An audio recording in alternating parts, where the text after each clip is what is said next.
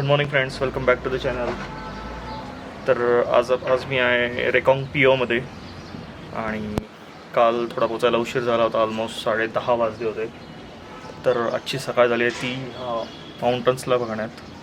तुम्ही हे बघून घ्या, snow cap mountains. I think ह्या ट्रिपमधला आमचा फर्स्ट व्ह्यू आहे.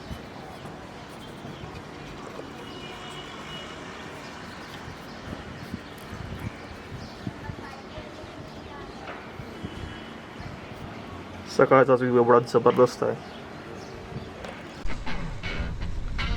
तर आत्ता जर्नी स्टार्ट झाली आपली रेकॉंग POपासून टाबोपर्यंत.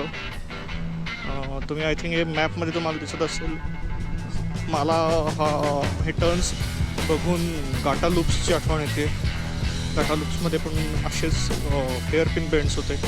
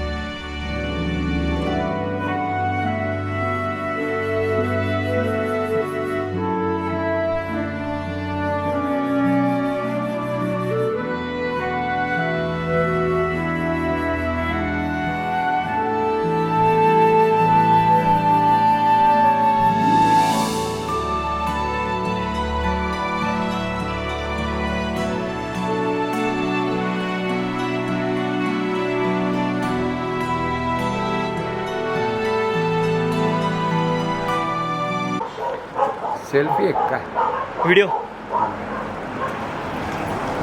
तर आजचा हा तिसऱ्या दिवसाचा एंड आहे. आम्ही थांबलो आहे हुर्लिंगमध्ये. पहिल्यांदा प्लॅन होता टाबोला जाण्याचा, पण गुए गोंपा जो आहे, जिथं 500 इयर्स ओल्ड ममी आहे, ते 6 वाजता बंद होतं. पण आम्ही तिथंपर्यंत 6 वाजता पोहोचू शकत नव्हतो. त्यामुळं आणि टाबो त्याच्या पुढं आहे, त्यामुळं आम्ही हुर्लिंगमध्ये स्टे करण्याचं डिसाईड केलं आहे. तर आम्ही आत्ता एक हॉटेल घेतलं आहे, ड्रीमलँड हॉटेल ड्रीमलँड. हे असं हॉटेल आहे, ते हॉटेल ड्रीमलँड. एंट्रन्स हा आहे, एंट्रन्स खूप भारी आहे, असं ओल्ड टाईप हे आहे. हे आहे हॉटेल ड्रीमलँड. आम्ही रूम पण चेक केली, रूम आत्ता घेतलेली आहे ऑलरेडी आणि quite decent we can say about decent. Okay. आणि ही आपली KTM. कालपर्यंत आम्हाला रात्री आय थिंक रात्र होत होती, 2 दिवस पोचायला, म्हणजे शिमला पण आणि रेकॉंग पिओला पण पोचायला. ऑलमोस्ट शिमल्यामध्ये तर आम्हाला पोचायला ऑलमोस्ट 9 वाजले होते आणि रेकॉंग पिओमध्ये पण पोचायला ऑलमोस्ट 10:30 वाजले. त्यामुळं आणि आजचा रोड थोडासा डेंजर होता. डेंजर म्हणण्यापेक्षा हां डेंजर म्हणू शकतो. ॲक्च्युली रोड डेंजर असण्यापेक्षा त्याचा जो सिनिक जे साईडला दरी वगैरे होती ती बघून थोडंसं असं डोळे गिरगिरल्यासारखे होत होते. त्यामुळे आम्ही डिसाईड केलं की रात्री नको ट्रॅव्हल करायला. सो बेटर आहे की आपण इथं थांबूया. आम्ही पहिल्यांदा ॲक्च्युली सुमोडोमध्ये विचारलं, तिथं आपले सगळे मिलिटरी लोक होते, पण ते म्हटले सुमोडो हा एरिया पूर्णपणे मिलिटरीचा आहे आणि तिथं ऑलमोस्ट सगळ्या टाईपचे फोर्सेस राहतात, म्हणजे तिन्ही forces, army, navy, I think, I am not sure. पण ते म्हटले की CID, परत आय थिंक आणि काय असतं intelligence, IB bureau, intelligence bureau, असे सगळ्यांचे तिथं स्टेशन्स आहेत. सो ते म्हटले सुमोडोमध्ये जर पॉसिबल नाही आहे, सुमोडोमध्ये तुम्ही राहू नाही शकत, तर तिथून पुढं 10 किलोमीटरवरती हे कुर्लिंग आहे. 10 पण एक्झॅक्टली नाही, थोडं कमीच. तर इथं आम्हाला एक रूम भेटलेली आहे आणि बेटर आहे की मी पण तुम्हाला सजेस्ट तेच करेन की आम्ही ॲक्च्युली सिमला आणि रेकॉंग पिओमध्ये रूम बुक करून तोच प्रॉब्लेम झाला आमचा की एकतर रूम बुक करताना ऑनलाईन आपण करतो, सो त्यामुळं एक्झॅक्टली कळत नाही की कुठं रूम आहे काय. आमचे दोन्हीकडं असेच प्रॉब्लेम झाले की आमची गाडी त्या रूमपर्यंत जाऊ शकत नव्हती. सो आम्हाला फार प्रॉब्लेम झाला. सो पण रेकॉंग पिओमध्ये रादर ती रूम भेटलीच नाही आम्ही जी बुक केली.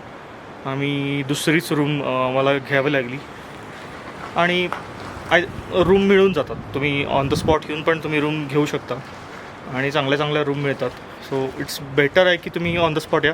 आणि ऑन द स्पॉट येऊन रूम घेण्याचा सगळ्यात एक बेनिफिट काय आहे की सगळ्यात एक उत्तम बेनिफिट आहे म्हणजे की तुम्ही जर तुम्हाला समजा की असं वाटत असेल की आता मी ट्रॅव्हल नाही करू शकते पुढं, मी आता दमलो, तर जे कुठलं गाव येईल तिथं तुम्ही रूम घेऊन राहू शकता. पण जर तुम्ही ऑनलाईन बुकिंग केलं, ऑनलाईन म्हणण्यापेक्षा तुम्ही जर बुकिंग केलं तर तुम्हाला कंपल्सरी की तुम्ही त्या गावापर्यंत जावं. सो तेच आमचं झालं काल रेकॉंग पिओपर्यंत. रेकॉंग पिओमध्ये आम्हाला म्हणजे आम्ही आधी थांबू शकत होतो रामपूरमध्ये वगैरे, पण रेकॉंग पिओमध्ये रूम बुक केले असल्यामुळं आम्हाला रेकॉंग पिओपर्यंत जाणं हे अनिवार्य होतं. सो हेच सजेशन आहे की रूम बुक करताना डायरेक्ट या, इथं रूम मिळतात नाही असं नाही. सो आणि तुम्ही इथं येऊन तुम्ही ॲक्च्युली रूम बघू शकता कशी आहे, काय आहे, पार्किंग प्लेस आहे नाही, सगळ्या गोष्टी बघून तुम्ही रूम घेऊ शकता. आणि ऑनलाईनला बऱ्याचशा गोष्टी या गोष्टी कळत नाही. सो हेच बेटर आहे.